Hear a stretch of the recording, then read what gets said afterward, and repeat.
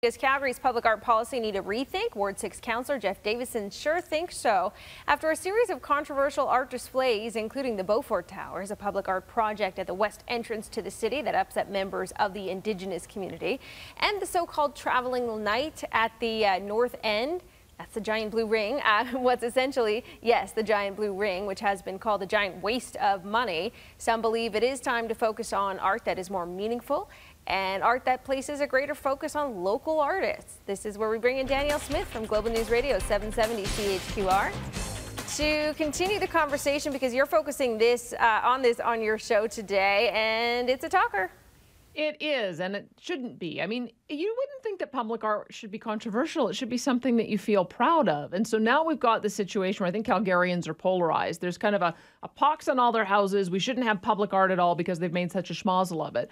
But when you think about the places that you visit, a lot of the attraction is some excellent, meaningful, interactive public art displays. I think of the places that I go to, when I visited Chicago, they've got this beautiful water park that shoots an image of individuals who are from the city, and then spouts out water from the mouth at certain times. People are allowed to play in it. And you wouldn't think of it as art, but that's the main thing, is that people enjoy it. It's fun. It's interactive.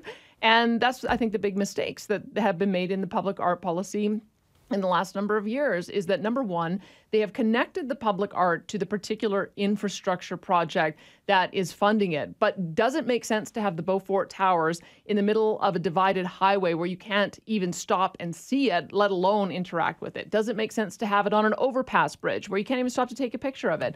Does it make sense for the sewage to be having LED lights going through so that you can monitor the flow of sewage? None of those make sense from an art point of view. They're not interactive. They're not meaningful to people. And so I think that the fact that they've now got some council members who are going to be sitting on this committee, essentially acting as that independent, sober second thought to veto, hopefully, and guide some of the future decisions, are going to be important. So we're going to see what kind of things our listeners think should be considered when they're going to change the policy. Interesting stuff for sure. Thanks, Danielle. Have a good show. Yeah, my pleasure.